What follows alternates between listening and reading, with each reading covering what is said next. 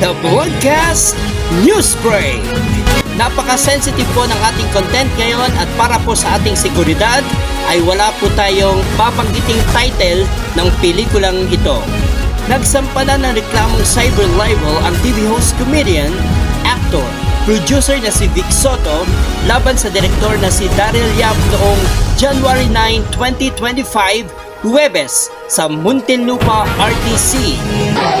Sa mga taong nagtatanong, sa aking mga kaibigan, pamilya, a lot of people have been asking me, ano reaction mo?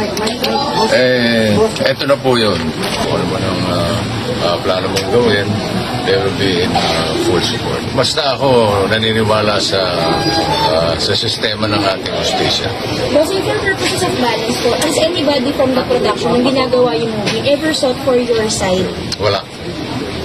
So walang kumonsulta, walang nagpaalam.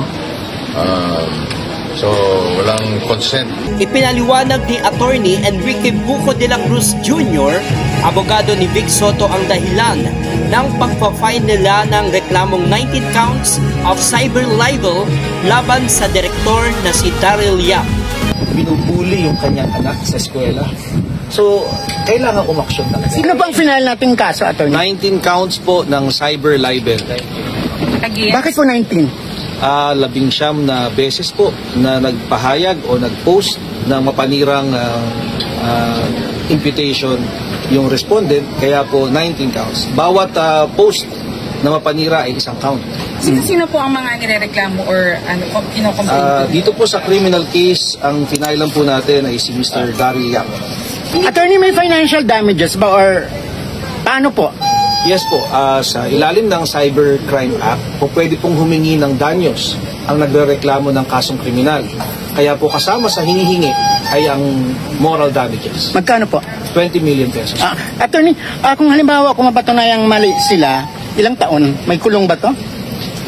Hintayin natin siguro sa korte, no, na umabot ito at ang korte ang maghahatol ng pagkakulong. Meron po. We don't know yet kung kailan lalabas yung order ng korte. Sa ilalim ng rules, within 48 hours from the filing, maaari ng aksyonan ng korte ito.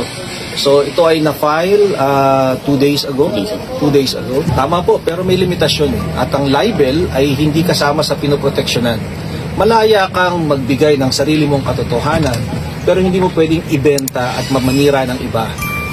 Kaya maraming pelikula na gumagamit ng ibang mga alias, gumagamit ng ibang pamamaraan para hindi makasakit o makapanira ng iba. Pero ito, diretsahang tinawag na rapist yung aming kliyente. At nakikita namin na may paglabag na nangyari. Sir, paano yung proseso ngayon from here? After you filed, what will happen in the coming days? Bibigyan ng kopya ang respondent at hihingi siya ng kanyang sagot.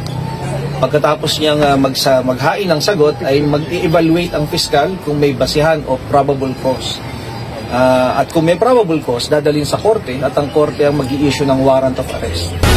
At para mas balanse po ang ating pagbabalita, sa susunod po nating episode, ang side naman po ni Daryl Yap at ng kanyang abogado na si Attorney Raymond Fortun ang amin pong i-feature.